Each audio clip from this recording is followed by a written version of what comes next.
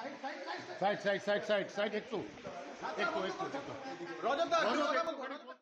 বিহার থেকে পরীক্ষা দিতে শিলিগুড়িতে এসে হেনস্থার শিকার হয়েছিল দুই যুবক।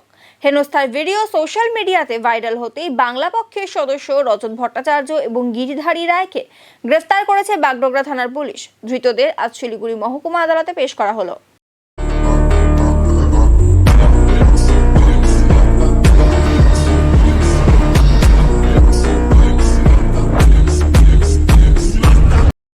শিলিগুড়িতে কেন্দ্রীয় আধা সামরিক বাহিনীর চাকরির পরীক্ষা দিতে বিহার থেকে এসেছিল দুই যুবক। বিহার থেকে কেন পশ্চিমবঙ্গে চাকরি করতে আসবে, এই অভিযোগে দুজনকে হেনস্থা করা হয় বলে অভিযোগ। নিজেদেরকে পুলিশের লোক পরিচয় দিয়ে বিহারের ওই দুই যুবককে ভয় দেখানো হয়। এই ভিডিও সমাজ মাধ্যমে ছড়িয়ে পড়ে। এরপরই পুলিশ তদন্তে নেমে শিলিগুড়িতে বাংলা পক্ষের দুই সদস্যকে গ্রেফতার করে। এদিন ধৃত রজত ভট্টাচার্য জানান, জাল সার্টিফিকেট বানিয়ে বাইরের রাজ্যের ছেলেরা এ রাজ্যের যুবকদের চাকরি নিয়ে নিচ্ছে। এর বিরুদ্ধে আন্দোলন চলবে। বাইরের রাজ্যের ছেলেরা এসে আমাদের রাজ্যের ছেলেদের চাকরি খাচ্ছে জাল সার্টিফিকেট বানিয়ে।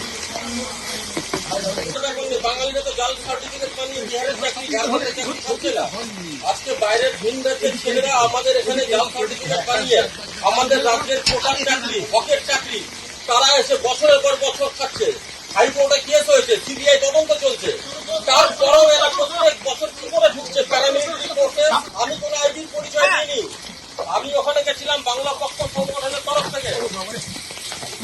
বাইরের রাজ্যে আমাদের জালিয়াতি করছে না, ওরা জালিয়াতি করে আমাদের রাজ্যে চাকরি খাচ্ছে, আমাদের রাজ্যের ছেলেদের চাকরি খাচ্ছে। আমরা তো পুলিশের হাতে তুলে দিতে চেয়েছিলাম। আমরা পুলিশ আর চোর ধরলে মানুষ কি করে? একদম ভুল কথা, চোরকে ধরে পুলিশ। আমরা বাগডোগরা থানায় জানিয়েছি, আমাদের ইনফরমেশন দেওয়া আছে। আপনারা সহযোগিতা করুন, এই বিষয়টায় আপনারা সহযোগিতা করুন। পূর্ণ বিবৃতি দেবো, তো আপনার কোর্ট দাঁড়াবে, পুরো বিবৃতি দেবো, সমস্ত ঘটনা তুলে ধরবো।